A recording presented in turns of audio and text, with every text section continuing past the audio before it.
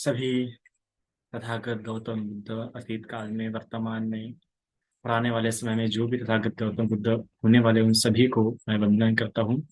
उसी प्रकार उनके स्वैख्यात धम्म और उनके कल्याणकारी संघ को मैं वंदन करता हूँ और अपने सभी आचार्य उपाध्यायों गुरुओं को नमन।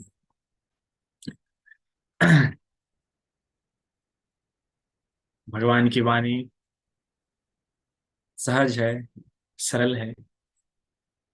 व्यक्ति के अनुसार, व्यक्ति अनुरूप भगवान बुद्ध उपदेश देते हैं और उसी उपदेशों को व्यक्ति अपनी श्रद्धा अनुसार, अपनी प्रज्ञा अनुसार श्रवण करता हुआ अपने शीलों को, समाधि को और अपनी प्रज्ञा को प्रतिष्ठित करने का कार्य करता है। ऐसे ही जीवन में कई सारे लोग होते हैं। हम सभी धर्म का पालन तो करना चाहते हैं, पर धर्म का पालन करते हुए कुछ हमारे स्वभाव के कारण समस्याएं आती है, कुछ हमारे विचार करने के तरीके के कारण हमें धर्म धारण और धर्म पालन करने में समस्या आती है।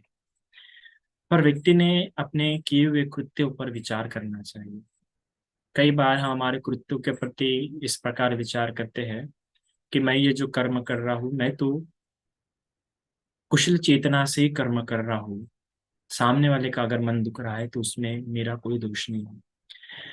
अगर हमारे किए हुए कृत्य से अगर सामने वाले का मन दुख रहा है और हमें वह जानते हुए भी हम उसके प्रति अपने कर्मों में सुधार नहीं ला रहे हैं, तो इस प्रकार तो यह हमारा अहंकार है। हमारे शील बिल्कुल भी इस प्रकार से बलवान नहीं होने वाले हैं, बल्कि हम जो धर्म को जो समझ रहे हैं, कहीं ना कहीं धर्म समझने में हमने कुछ मिथ्या धारणाएं पकड़ ली है और वो धारणाएं हमारी दृष्टि बन रही है, जिसके कारण हमें शील में परिवर्तन या हमारे धारण किए हुए धर्म में परिवर्तन लाने नहीं देगी। तो इसलिए जो भी आप कृत्य कर रहे हैं, वो कृत्य तो ठीक है, आप धर्मानुकूल कृत्य कर रहे हैं, पर आपको इस बात का भी ध्यान रखना चाहिए कि मेरे द्वारा किए गए कृत्य से कहीं सामने वाले का मन तो नहीं दुख रहा है ना। यह बात जाननी चाहिए। यह बात जानते हुए मेरे जो कर्तव्य है मेरे से बड़ों के प्रति, अर्थात जो आदरणीय है, जो पूजनीय है, उनके प्रति जो कर्म होना चाहिए वो कर्म अगर नहीं हो रहे हैं,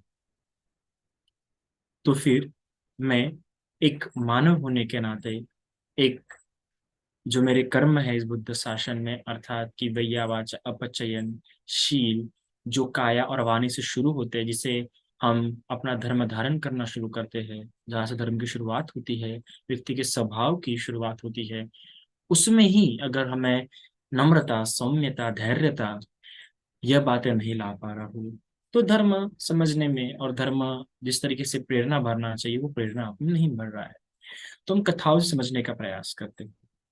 ऐसा नहीं कि उद्दंड स्वभाव के व्यक्ति अभी ही थे। ऐसा नहीं कि उद्दंड स्वभाव के जो व्यक्ति होते हैं वो सिर्फ अ, उपासक में भी होते हैं। उद्दंड स्वभाव जो भी कोई मानव है, चाहे वो किसी भी वर्ग का क्यों ना हो, जैसे कि चाहे वो भिक्खु भिक्खु संघ से हो या भिक्खुनी संघ से हो, उपासक संघ से हो या उपासिका संघ से हो या बच्चा हो, जिस किसी के पास मन है, मन होने के नाते मन में कई सारी प्रवृत्तियां भी उत्पन्न होती हैं। प्रवृत्तियों के चलते कई सारी प्रवृत्तियां व्यक्ति का स्वभाव बन जाती है। अगर व्यक्ति उन प्रवृत्तियों के प्रति सजग नहीं रहता है, सती नहीं रखता है, ठीक प्रकार से मनसीकार नहीं करता है, योनिसो मनसीकार ना होते हुए अयोनिसो मनसीकार होता है, तो व्यक्ति उन प्रवृत्तियों के कारण अपना एक स्वभाव बना पाता है। और स्वभाव छुड़ाने के लिए, अर्थात उस संस्कारों से दूर होने के लिए, उन संस्कारों का शमन करने के लिए व्यक्ति को स्वभाव लग जाता है, जब तक कि उस संस्कारों के प्रति वो ठीक प्रकार से योनिसो मनसीकार ना करे। तो भगवान के समय भी हमें भिक्खु संघ में एक ऐसा भिक्खु देखने के लिए मिलता है जिसका नाम है तिस्स। तिस्स नाम में कई सारे भिक्षु है, पर यह जो तिस्स थे, यह तिस्स भगवान के पिता के बहन का लड़का था, अर्थात उनके बुआ का लड़का था। अपना शक्य और ऊपर से, क्योंकि क्षत्रिय थे, भगवान स्वयं अपने पूर्वाश्रम के क्षत्रिय के थे, शाक्य कुल ही क्षत्रिय कुल का था। तो क्षत्रिय, और ये जो शाक्य कुल था बड़ा अहंकारी था, इनमें बहुत अहंकार था, क्योंकि शाक्य कुल से थे। शाक्य कुल क्योंकि इक्ष्वाकु परिवार से, इक्ष्वाकु इनकी जो ब्लड लाइन है ना, वो इक्ष्वाकु वंश होने के कारण इनको बड़ा अभिमान था। उसी प्रकार तिस्से क्या किया, तिस्से ने अपना पूरा जीवन बिताया, अपना जो यौवन था, अपना जो उनका जो मध्यस्थ उम्र थी, या जो जब उनकी युवा अवस्था थी, वो युवा अवस्था उन्होंने अच्छी प्रकार से गृहस्थ रहते हुए या फिर भोग विलासियत पूर्ण जीवन जीते हुए, धन संपदा का लाभ लेते हुए उन्होंने अपना जीवन जिया। समय बीता, समय बीतते हुए जब वो बुढ़ापे में आए, है ना, उम्र उतरते हुए जब उम्र में आए, तो उनको प्रवज्जा लेने की इच्छा उत्पन्न है। उन्होंने प्रवज्जा ग्रहण करते हुए भिक्खु जीवन फिर जीना शुरू किया। भिक्खु जीवन शुरू करते हुए क्या हुआ कि उनको पुरानी आदत थी। एक जीवन का लंबा समय वो आ, हम देखते हैं कि एक गृहस्थ होते उन्होंने व्यतीत किया, जीवन का लंबा समय, है ना। तो अभी क्या होता है कि जब एक कहते हैं ना कि गीली मिट्टी को आकार दिया जा सकता है, पर मिट्टी जब सूख जाती है तब उसे आप आकार नहीं दे सकते। उसी प्रकार इतना लंबा जीवन जब वो एक तरह का जीवन जी चुके हैं, तो उसके अंश, उससे कुछ प्रवृत्तियां हमारे स्वभाव में और हमारे विचार करने के तरीके में अनुशयों के रूप में छूट जाती है। तो ऐसा ही कुछ तिस्से के साथ भी हुआ। तिस्से क्योंकि एक अच्छे कुल, शाक्य कुल से होने के नाते, ऊपर से भगवान के कुल से होने के कारण उसे एक अलग ही अभिमान था। उसका रहने का जो तरीका था, उसके रहने के तरीके में आज भी वो भोग विलासिता, वो आलीशानता, है ना, वो उसके स्वभाव में दिख के गिरती थी। क्या करेगा, जब भी आएगा तो कभी भी आके कहीं भी बैठ जाएगा, और अक्सर हमेशा जो है जो पोषातागार है वहां पे आके वो बैठे जाएंगे, और बीच में आके बैठे जाएंगे, जो विहार है विहार के सेंटर में, मध्य में आके हमेशा किसी भी समय में आके बैठेगा।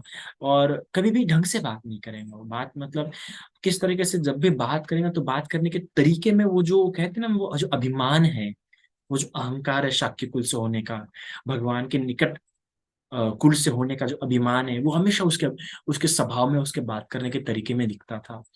तो ऐसा ही एक बार क्या हुआ, जब वो बैठा हुआ तो कुछ भिक्षु विहार में आए। और कुछ भिक्षु विहार में आए तो भी, क्योंकि दिखने में भी क्या था, बूढ़ा था थोड़ा, तिस्य, क्योंकि उम्र की उतरते हुए उन्होंने चिवर लिया था। और चिवर भी जो पहनता था, बहुत ही अच्छे चिवर पहनता था वो, उसको ऐसे चिवर पहनना पसंद है था, कि अच्छे चिवर पहनने का शौक था, तो ऐसे अच्छा चिवर पहना, दिखने में भी थोड़ा सा बूढ़ा था। तो जब कुछ आगंतुक नव आगंतुक भिक्षु आए, ऐसे बाहर से कुछ भिक्षु आए, और शायद से बड़े थे वो भिक्षु, बड़े ही थे। तो जो भिक्षु आए तो उन्होंने इसको पूछा, तो क्या उसकी फिर भाई अभी उनको लगा कि बड़ा भिक्षु है, तो वो गए, वंदन किया उनको, उसको पैर वगैरह दबाना दबाना शुरू किया, है ना, उसको पानी वगैरह दिया, और उसका ऐसा आदर सम्मान गौरव किया। फिर ऐसे किया, एक भिक्षु ने पूछ लिया, आप कितने वर्षावास हुए हैं। तो कहते हैं कि देखो, मुझे वर्षावास के बारे में पता नहीं, पर मैंने अपने बुढ़ापे में चिवर लिया है। जब ऐसा उस भिक्षु ने तिस भिक्षु के पास से सुना, तो उससे आश्चर्य हो गया।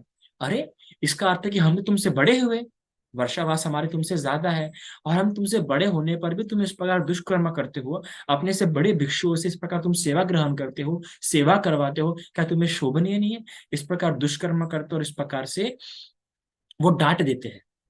जो नवागंतुक भिक्षु है, तिससे भिक्षु को डांट देते हैं। और तब उसको ऐसा अहंकार जो रहता है उसके अंदर, जो उसने अहंकार अभी तक जिस जिस अहंकार से वो अभी तक रहा है, जिस अहंकार को रख के आगे रख के उसने अपना स्वभाव रखा है, उस अहंकार को ठेस लग जाती है। और ठेस लगने पर वो उनको चिल्लाते हुए कहता है कि मैं, तुम जानते हो मैं कौन हूं? मैं शाक्य कुल से हूँ, क्षत्रिय रह चुका हूं मैं, और तुम मुझे डांट रहे हो, रुको, मैं तुम्हें अभी सबक सिखाऊंगा। और इस प्रकार कहते हुए रोते हुए वो भगवान के पास जाता है। और भगवान के पास जब जाता है तो पीछे में जिन भिक्षु ने डांटा था, और जो बाकी बड़े भिक्षु थे, उनको लगता है अरे, कि भगवान के पास जाके कहीं ऐसा वैसा बता ना दे, और हमारे लिए ही कोई मुसीबतें खड़ी ना कर दे, इस प्रकार सोचते हुए वो लोग भी क्या होते हैं कि भगवान के पास जाते हैं, उसके पीछे पीछे भगवान की ओर हो लेते हैं। जब किससे भिक्खु भगवान के पास पहुंचता है, और भगवान के पास पहुंच के बताता है कि देखो भगवान, इन्होंने मुझे इस प्रकार से दुष्ट शब्द कहे, इस प्रकार से मेरा अनादर किया, तब वो भिक्षु भी वहां आ जाते हैं। अब भगवान सब कुछ जानते हैं, सब कुछ देखते हैं, पर फिर भी भगवान जो न्याय है, क्योंकि क्योंकि देखो, न्याय जो है ना, न्याय ऐसे सब्जेक्टिव नहीं होता है ना। न्याय जो होता है, न्याय हमेशा दोनों पक्षों को ध्यान में रखते हैं, और सबसे पहले सामने वाले की भगवान को पता है, पर लोग थोड़ी ये जानते हैं। लोगों की न्याय, हमें न्याय तभी होता है जब प्रमाणित हम कर पाए किन्हीं बातों को, जब प्रमाण होते हैं। तो उसी प्रकार ये प्रमाण आगे रखने के लिए पहले भगवान ने सवाल पूछे कि तीसस्थवीर, तुम क्या कर रहे थे, तुम कहाँ पे थे। सबसे पहले भगवान ने सवाल पूछा, तो कहते हैं कि मैं शाला में था। शाला में होते हुए तुम कहाँ बैठे हुए थे? भगवान, मैं शाला के मध्य में बैठा हुआ था। तो जब ये भिक्षु आए, तो जब ये भिक्षु तुमसे बड़े हैं? कहते हैं हाँ, बड़े हैं मुझसे। चलो, वर्षावास में मुझसे बड़े, भले उम्र में बड़े होंगे पर वर्षावास में बड़े हैं। तो जब ये आए तो क्या तुम अपने आसन से उठे इनको सम्मान देने के लिए? कहते हैं नहीं। ठीक है, क्या तुमने इनको आसन दिया बैठने के लिए? कहते हैं नहीं। तो क्या तुमने इनको पानी दिया, पानी पूछा? तो कहते हैं नहीं। क्या तुमने इनको वंदन किया? कहते हैं नहीं। तो क्या तुमने इनके पैर दबाए? तो कहते हैं नहीं। तो ये तुम्हारी गलती है। क्या यह विनय नहीं है? क्या ये स्वभाव नहीं है? क्या ये गौरव करने का तरीका नहीं होता है कि जब हमसे कोई बड़ा भिक्षु अगर आता है तो उसको देखते बराबर हमने अपने स्थान से उठ जाना चाहिए, उसको वंदन करना चाहिए, उसको पानी के लिए पूछना चाहिए। ये विनय है। और ये विनय सभी के लिए देखा जाएगा, तो ना सिर्फ भिक्षुओं के लिए बल्कि उपासकों के लिए भी है। जब भी हम देखते हैं कि हम जब किसी भिक्षु को आते हुए देखते हैं, हमारे पास आते हुए देखते हैं, तो हमारा कर्तव्य बनता है, अगर हम बैठे हुए हैं तो हम उठ जाए। ये हमारा कर्तव्य बनता है। आज मैं जब अपने घर में जाता हूँ, तो अगर हमारी माता श्री अगर सोई होती है या बैठी होती है, तो अपने आसन से उठ जाती है। देखिए, हम उनके पुत्र होने पर भी। तो इससे क्या कहता है? इससे कहता है कि आपके अंदर जो श्रद्धा है, श्रद्धा के साथ साथ जो गौरव भाव है, वो गौरव भाव काफी अच्छा है। जब आपके घर में कोई भिक्षु आता है, या आप बैठे हुए और आपके पास कोई भिक्षु आता है, और आप तब भी बैठे हुए हो, बैठे बैठे रह के उनसे बात कर रहे हैं, तो ये बिल्कुल अनादर कर रहे हैं आप सामने वाले भिक्षु का। आपका कर्तव्य बनता है कि आप अपने आसन से उठे। अपने आसन पे बैठे रहना बिल्कुल भी ठीक नहीं है। इसीलिए भगवान ने भी उसको डांटा। आप उसको पालने के लिए पूछे, उठ को पहले उसे क्या करे? वंदन करे, और उसे बैठने के लिए क्या दे? स्थान दे। ये एक साधारण से जो उपासक के करने के, या किसी भी अपने से छोटे भिक्षु को अपने से बड़े वाले भिक्षु के करने के लिए जो कर्तव्य है, ये करनी चाहिए। तो ऐसा तुमने नहीं किया तो इसमें तुम्हारी ही गलती है। तुमने इन भिक्षु से क्या करना चाहिए? माफी मांगना चाहिए। वो कहता है कि भगवान, मैं नहीं माफी मांगूंगा, मैं बिल्कुल नहीं मांगूंगा। वो कहता है नहीं, देखो, तुम्हारी ही गलती है, तुमने माफी मांगनी चाहिए। दूसरी बार कहने पर भी, तीसरी बार कहने पर भी, तीसरे स्थविर वो माफी मांगने के लिए बिल्कुल तैयार नहीं होता। देखो, जब हम अपने अहंक ये हमें किसी से माफी मांगने के लिए कौन रोकता है? हमारे मन में गृहित हुआ, हमारा मन में गृहित, हमारे मन में जड़े पकड़ा हुआ अहंकारी है, जो हमें किसी से माफी मांगने नहीं देता। हम कभी किसी से माफी नहीं मांग रहे हैं, तो अवश्य हमने कुछ बातें अपने मन में पकड़ के रखी। फिर महत्वपूर्ण देगा कि हमें कौन बोल रहा है। देखो, यहाँ पे तो स्वयं भगवान बोल रहे हैं कि तुमने माफी मांगनी चाहिए। स्वयं भगवान बता रहे हैं कि तुम्हारी गलती, पर फिर भी वो स्वीकार कर पा रहा है क्या? नहीं। ऐसा ही होता है कि हमें कौन बोल रहा है, कितना आदरणीय है, कितना महान व्यक्ति बता रहा है, हमें बिल्कुल भी उससे फर्क नहीं पड़ता। जब हमने मन में कुछ धारणा है, हमने मन में कुछ बातें पकड़ी है। इसलिए कभी किसी व्यक्ति के प्रति कोई बातें मत पकड़ के रखो। एक बार आपने किसी व्यक्ति के प्रति कोई बात पढ़ के रख दी, तो फिर आपको फर्क नहीं पड़ता कि कौन बोल रहा है, आपको अपनी गलती नहीं दिख सकती। ऐसा ही कुछ हुआ। तो भगवान कहते हैं कि देखो, तुम इस जन्म में नहीं, तुम अपने पूर्व जन्म में भी तुम ऐसी ही गलती कर चुके हो। तुम अपने पूर्व जन्म में भी ऐसी बात बिल्कुल भी सुनने के लिए तैयार नहीं थे। तो आगे में जो भिक्षु थे, वो भिक्षु कहते हैं, भगवान ऐसा क्या? चलिए, इस जन्म का तो हमने कृत्य देख लिया कि हमारे आंखों देखी बात है, हमारे आंखों के सामने घटना हुई। पर भगवान, पूर्व जन्म में इसने ऐसा क्या किया? क्या आप बता सकते हैं? तो भगवान बुद्ध किस स्थविर की पूर्व जन्म की कथा उससे बताते हैं।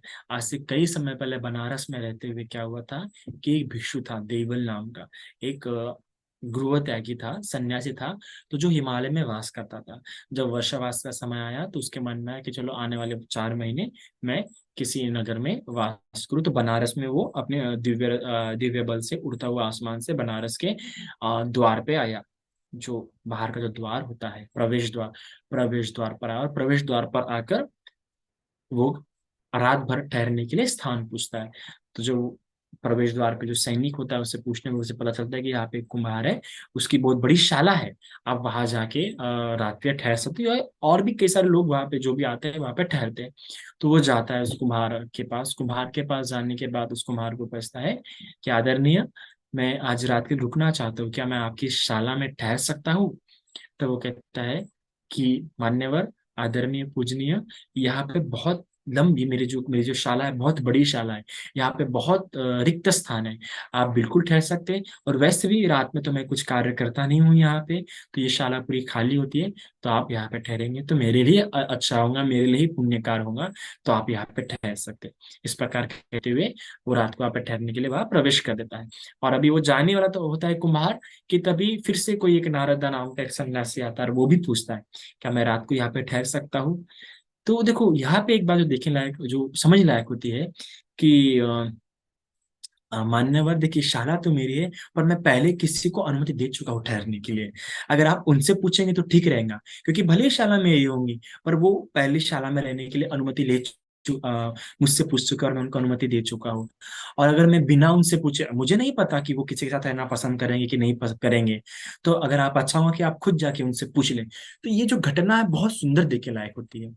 कि देखो कई बार क्या होता है कि हमने किसी को अनुमति दी है, और फिर कोई दूसरा व्यक्ति हमारे पास पूछने के लिए आए किसी चीज को, तो हम क्या करते हैं, हमें तो चीज है चलो दे देता हूँ। पर हमने पहले जिसको अनुमति दी है उससे पहले पूछना चाहिए, क्योंकि उसके साथ रहना है ना। तो कितना एक सुंदर स्वभाव, मतलब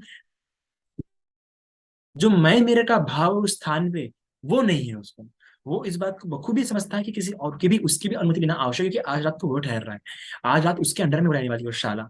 तो कहता है कृपा करके आप जो देवल भिक्षु जो आज वहां पे रुके हुए हैं, अगर आप उनसे अनुमति लेंगे, अगर आप उनसे पर पूछ लेंगे, वो अनुमति देते हैं, तो आप बिल्कुल ठहरिए, क्योंकि मेरी तरफ से तो अनुमति है ही है। तो इस प्रकार नारद जाते हैं और जो भिक्षु देवल है उनसे जाके पूछते हैं।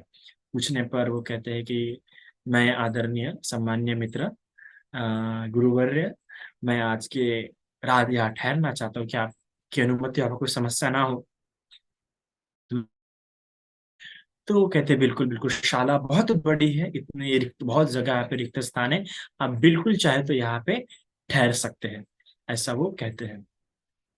ऐसा सुनने पर तो वो रात दोनों अच्छे से वार्तालाप होती है, दोनों से प्रकार चर्चा करते हैं, चर्चा करने पर समय होने पर दोनों सोने के लिए अब अपने स्थान पर एक स्थान देखते हुए वहाँ पे सोने के लिए चले जाते हैं। नारद सोने के पहले देख लेता है कि जो देवल है कहाँ पे, किस दिशा में और किस तरफ सो रहे हैं, ताकि रात में कोई समस्या ना, रात में, क्योंकि रात में अंधेरा रहेगा, तो जाते समय मेरा पैर वगैरह उसको ना लगे। देखो सोते हुए भी कितनी सती है, कितना संप्रजन्य है। क्योंकि मैं रात में अगर उठता और मुझे बाहर जाना पड़े पेशाब के लिए, अगर किसी दूसरे कार्य के लिए, तो कहीं मेरा पैर वगैरह लग ना जाए देवल को और उनकी नींद खराब ना हो जाए। ये देखते हुए पहले ही देख लेता कि कहाँ सो रहे हैं देवल, ये देख के सो जाता है। पर रात में क्या हो जाता है, रात में देवल उठ के दरवाजे के सामने में, दरवाजे के बीच में ही सो जाते हैं। और जब नारद रात में उठते हैं, बाहर उनको जाना होता है पेशाब के लिए, तो जब वो जाते हैं तो जाते जाते, क्योंकि उन्होंने सोने के पहले ही देख लिया रहता कि देवल तो वहां सोए हुए, यहाँ नहीं सोए, तो बराबर जब वो रास्ते से जाते हैं, तो जाते वक्त देवल के जटाओं पे नारद के पैर गिर जाते हैं। और नारद के पैर गिरने के कारण नारद के पैर गिरने के कारण देवल चिल्लाता है, अरे किसने इतने रात को मेरे पैरों पे, मेरे जटाओं पे पैर रख दिया, कौन है जो मुझे मारना चाहता है, कौन है जो मुझे हानि करना चाहते हैं। तब वो दिखता है, अरे अरे, ये किसकी आवाज है। तब वो बड़ा घबरा घबरा जाता है नारद, और क्षमा क्षमा मांगते हैं कि पापा करके मुझे क्षमा कीजिए, मुझे लगा आप वहां पे सोए होंगे, इसलिए मैं यहाँ से गया, मुझे क्षमा। जिस प्रकार क्षमा मांगते हैं, देवल भी समझ जाता है ठीक है आप जा सकते हैं, फिर वो जाता है। अब क्या लगता है, अरे देवल को लगता है कि अरे देखो मैं ऐसा सोया तो समस्या हो गई, तो सोचता है, तो अपनी दिशा बदल देता है। जिस तरफ उसने अपने पैर किया रहता है, उस तरफ अपनी गर्दन कर देता है, और जिस तरफ गर्दन थी उस तरफ भी पैर कर देता है। इस प्रकार वो उस स्थान से प्रवेश करता, अपना काम करने वाला जब कुट्टी, उनके जटाओं पे, देवल के जटाओं पे मेरे पैर गिर गए, तो उनको हानि हो गई, मेरे कारण उनको कष्ट हो गया। तो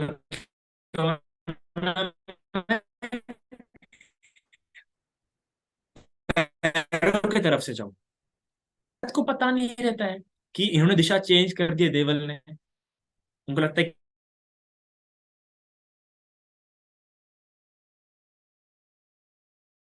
तरफ पैर है, अभी उस तरफ किस क्या है, उनकी गर्दन है देवल की।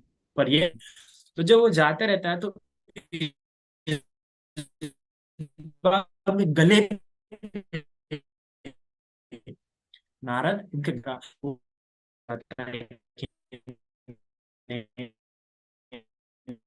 मुझे लगा कि आपके तैयार रहता है और तुरंत कहता है कि मैं तुम्हें इस प्रकार उसे क्या करता है, वो श्राप देता है इस सूरज के बराबर ही तुम्हारे होंगे, सात टुकड़े होंगे, ऐसे श्राप देता है। श्राप देने के बाद वो भी गुस्सा आ जाता है कि अरे मैं तो आपको समझा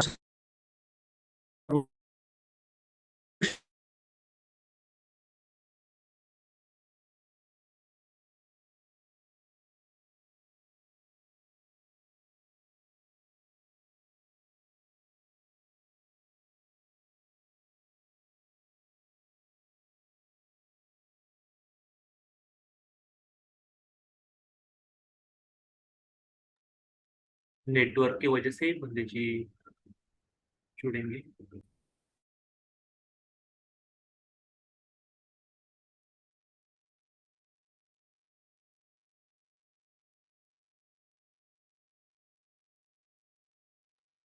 जी ठीक है। तो इस दो प्रकार मिक्स हो से गया। हाँ, तो इस प्रकार समझाने पर भी नहीं समझते और ये श्राप देते थे देवल अपने गुस्से में क्रोध में कि ऐसा ही होता है ना, जब हमें गुस्सा आ जाता है तो हम तुरंत कुछ ना कुछ बोल देते हैं। सामने वाले की बात समझने में हम बिल्कुल हो ही नहीं सकते, क्योंकि आपका मन नहीं स्थिर है। आपका द्वेष युक्त चित्त हो गया, और किसी बात को समझने के लिए प्रज्ञा युक्त चित्त चाहिए ना। मोह युक्त चित्त से हम कैसे अपेक्षा करते हैं कि हम किसी की बात समझे। देश युक्त चित्त से हम कैसे किसी की बात समझ सकते हैं। अगर आपको किसी की बात समझनी है और आपको कोई बात समझ रहा है तो आप समझिए, अरे मेरा देश युक्त चित्त होगा, मैं इसकी बात नहीं समझ पाऊंगा। मुझे मेरा चित्त शांत करने की आवश्यकता है। अस्थिर मन से आप कभी किसी की बात नहीं समझ सकते। कुशल चित्त युक्त होके ही, अमोह युक्त चित्त होके ही आप किसी की बात समझते हैं। तो अभी द्वेष युक्त चित्त होने कारण भी बात समझ नहीं पा रहा, तो इसने भी शाप दे दिया। फिर नारद ने जब सुना तो नारद ने भी द्वेष हो गया, उसके भी द्वेष चित्त हो गया। तो फिर उसने भी फिर कह दिया कि, फिर उसने भी शाप दे दिया कि नहीं, सूरज की पहली किरण उतने बराबर ही तुम्हारे सर के साथ टुकड़े हो जाए। दोनों ने एक दूसरे के साथ श्राप दे दिया। पर जो नारद था, नारद एक पका हुआ ऋषि था, और उसने इस प्रकार से रिद्धि बल प्राप्त किया था कि पूर्व के 40 कल्प और आने वाले 40 कल्प वो देख सकता है।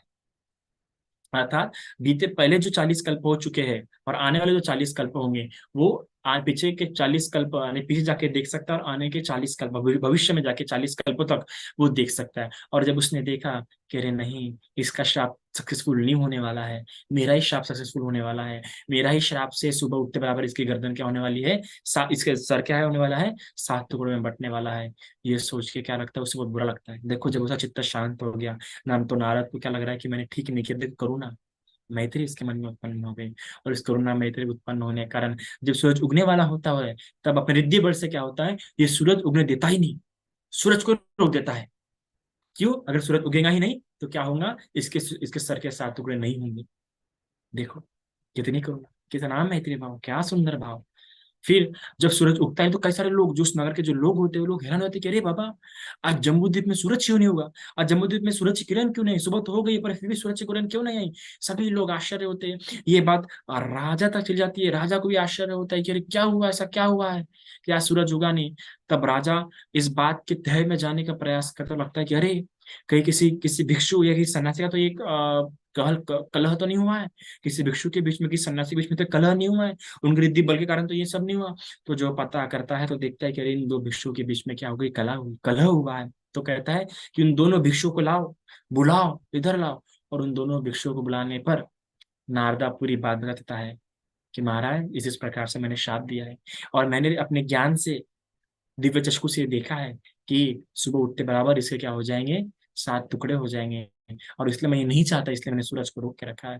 तो क्या उपाय है इसका, कोई उपाय बताइए, हम उपाय लगाएंगे। वो तो कहते हैं कि महाराज, अगर वो आके मुझसे माफी मांगता है तो ये श्राप का हो जाएगा, टल जाएगा। तब उसको पढ़ के लाता है, पढ़ के लाने पर राजा ये बात समझाता है, पर फिर वो माफी मांगने के लिए तैयार नहीं रहता है। और फिर राजा कहते हैं कि सिपाहियों कहते हैं कि इसे पकड़ लो। इसे पकड़ लेने के बाद इसे माफी मांगने के लिए बोलो, पर फिर भी माफी मांगने के लिए तैयार नहीं रहता है। पर नाता कहता है कि मैंने इसे फिर भी माफ कर दिया है, पर क्योंकि ये माफी नहीं मांग रहा है, माफी मांगने के लिए तैयार नहीं है, तो ऐसा एक करो, इससे आप पानी में, तालाब में जाके डुबा दीजिए। ठीक है? और इसके सर के ऊपर इसके ही आकार का क्या बनाइए, एक एक मट्टी का आप इसके चेहरे का आकार का एक ये बनाइए अपना पुतला बनाइए। चेहरे का, इसके सिर्फ चेहरे का इतना, या एक ढीग ढीग रख दीजिए, मट्टी का एक ढीग, एक गोला बड़ा जाता इसके चेहरे के आकार का रख दीजिए, जिसे पानी में डुबा दीजिए, गले तक के इसको पानी में क्या कर दीजिए आप, डुबा दीजिए पूरा गले तक के, और सर के ऊपर माथे का ढीग रखिए, और भी वैसा ही करते हैं, उसको पानी में डुबो गले तक रख देते हैं, और सर पे मिट्टी का एक बड़ा जात ढेला रख देते हैं, और जैसे ही सूरज उगते, जैसे सूरज की पहली किरण करते हैं, वो मट्टी के ढीले पे गिरती है और ढीला 7 टुकड़ों में बट जाता है, और वो ऋषि भी एकदम दूर जाके गिर जाता है, और इस प्रकार से क्या होता है, वो बच जाता है।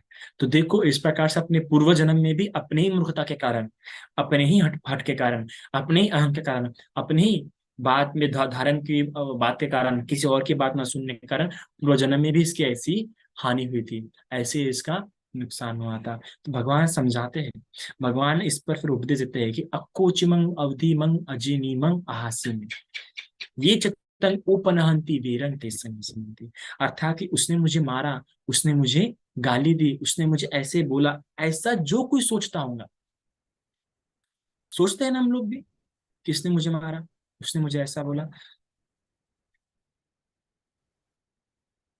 तो कितना प्यारा बोला गया देखिए इस गाथा में, अक्कोचिमंग अवधिमंग अजीनीमंग आहासीन। अक्कोची, अक्कोची से क्या होता है, उसने मुझे कोसा, है ना, मंग मतलब मुझे, इस प्रकार देखो, कोसा ठीक है, तो आप ऐसा बोलते अक्को चिमंग, उसने मुझे कोसा, ये जब अवधिमंग, उसने मुझे मारा, वध, है ना, वध करना या मारना, अवधिमंग, पर मंग, अजीनी मंग आहासी में, समस्या क्या होती है, कोसा, मारा, हराया या लूटा, ये समस्या नहीं है, क्योंकि दुनिया में कितने ही लोग कोसते होंगे, दुनिया में कितने ही लोग एक दूसरे को मारते होंगे, दुनिया में कितने ही लोग हारते, कितने ही लोग जीतते, क्योंकि हार तो कोई जीत नहीं सकता, कोई एक ही जीतता है, तो कितने ही लोग हारते हैं, है ना, कितने ही लोग लूटे जाते हैं, पर हमें समस्या होती है क्या, हमें व्याकुलता आती है क्या, हमें व्याकुलता प्रवेश हो रही है क्या, देखो ना कितने तो भी रोज कितने भी चोरियां होती होंगी, ऐसा कोई दिन होता नहीं होगा, हफ्ते में कम से कम एक तो चोरी होती होंगी, रोज कितने भी कॉम्पिटिशन होते हैं, कितने भी कॉम्पिटिशन में कितने ही लोग पार्टिसिपेट करते हैं और कितने ही लोग हार जाते हैं, सिर्फ एक हाथ दो का तीन लोग जीतते हैं,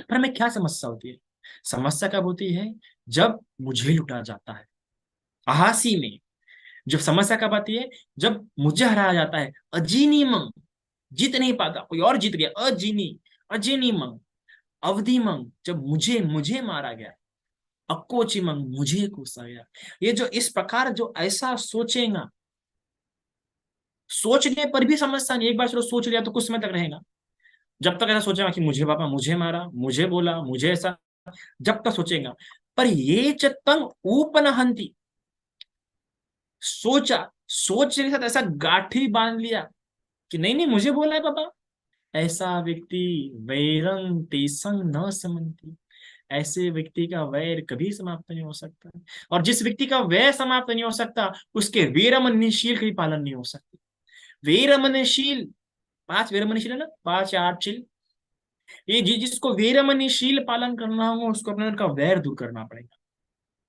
जो इन बातों में रमन ही नहीं करेगा वही ठीक प्रकार से वीरमणि कर पाएगा, पर जो कोई ऐसी बातों में रमन करता है कि नहीं उसने मुझे मारा है, नहीं नहीं उसने मुझे बोला है, नहीं नहीं उसने मुझे हराया है, और ये 4 ही बातें होती है, 4 तरह की ही बातें होती है, जिससे मन में वैर प्रवेश करता है, जिससे मन में गांठे बन जाते हैं दूसरे व्यक्ति के प्रति।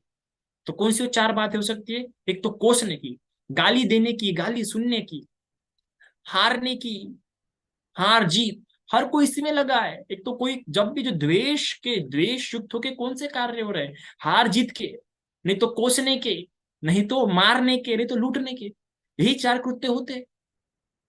कोई किसी को ठगने के लिए, कोई किसी को ठगता है, तो ये जो कृत्य, जो 4 प्रकार का जो कृत्य है, इस बातों से दूर रहो, ऐसे मत सोचो, जिस प्रकार इन कथा में देखना, तिसने वही, तिस्से के मन में भी तिससे माफी क्यों नहीं मांग रहा था, तिससे माफी इसलिए नहीं मांग रहा था क्योंकि उसके मन में आ गया था, नहीं नहीं इसने मुझे बोला, बनते भले ही मेरी गलती होगी पर इसने मुझे ऐसे कैसे बोला, वो खुद की गलती को तो उतना नहीं देख पाया जितनी वो अपने धारण की बात को, अपने मन में पकड़े हुई बात को, कौन सी वाली बात, उसने मुझे बोला मैं शाक्य कुल का हूँ, मुझे कोसा, ऐसी मन में बात पकड़ने के कारण उसके मन में वो गांठ बन गई, उपनहंति हो गया, तो उसका वैर समाप्त हो रहा क्या है, वो भगवान की बताई बात को भी नहीं समझ रहा, और देवल के साथ भी ऐसा ही हुआ, देवल ने भी मन में बात बिठा ली कि तुमने मुझे कोसा, तुमने मुझे मारा, देवल के समय में उसने मार खाया, तो तुमने मुझे मारा है, वो मार को ही पढ़ के बैठा, उससे एक्सप्लेनेशन को नहीं देख पाया, क्योंकि उसका मन उधर ही रमन हो रहा है। तो जो मैत्री से मैत्री युक्त होने वाला जो विचार हो रहा था, वो डेवलप ही नहीं हो रहा था। तो उसने मुझे कोसा, उसने मुझे हराया, उसने मुझे मारा, उसने मुझे लूटा। ऐसा कोसना, लूटना, मारना बड़ी बात नहीं है, पर मुझे मारा, मुझे कोसा, मुझे लूटा, ये बड़ी बात है। और ये सोचने के बाद गांठ बांधना, ये और बड़ी बात है। तो ऐसे व्यक्ति का वैर कभी शांत नहीं हो सकता। उसी व्यक्ति का वैर शांत हो सकता है जो अक्कोचिमंग, अवधिमंग, अजिनिमंग, आहासी में ये चितंग उपनहंती, जो गांठे नहीं बांधता। चलो सोच लिया, एक एक, एक मनुष्य होने के कारण, हमारा चित्त उतनी पकड़ ना होने के कारण ऐसा विचार हो सकता कि मुझे मारा गया, मुझे कोसा गया, मुझे लूटा गया, ऐसे विचार आ सकते हैं। पर ऐसे विचार आने पर नूपनहंती एक बाती क्रिया है। गांठे ना, अगर आपका मनसीकार भी टी हो गया, योनि सो मनसीकार हो गया, तो उससे गांठे नहीं बनेगी। आप गांठे मत बांधो। चलो देश की अवस्था में जिस प्रकार हम देखते हैं, नारद, नारद को द्वेष आ गया तो नारद ने ही बोल दिया, पर जैसे उसका गुस्सा ठंडा हो गया, उसने उस गांठ को बांध नहीं रखा, और इसलिए उसका वैर क्या हो गया, शांत हो गया। और वैर शांत होने के कारण उसने उस हित के बारे में सोचा। तो वैर शांत करना है। चलो देखो, गुस्सा आ जाना, गुस्सा आके कुछ बोल देना, ये अलग बात होती है, पर वैर बांधे रखना अलग बात हो जाती है। गुस्सा आके आपने कुछ बोल दिया, ठीक है, आपके मन पे प्रभाव नहीं था, आपने कर लिया, पर उसको वैर मत बनने दो, उसका वैर मत बनने दो, उस वैर को छोड़ो। और उसी व्यक्ति का वैर बन ऐसा नहीं बन रह सकता है जिन बातों को भूल जाता है। तो इस प्रकार भगवान ने इस गाथा में ये बात समझाई, और आप धर्म को ऐसे समझिए, तो आप सभी का क्या होगा, मंगल होगा। इतना आज के लिए काफी है। साधु साधु साधु।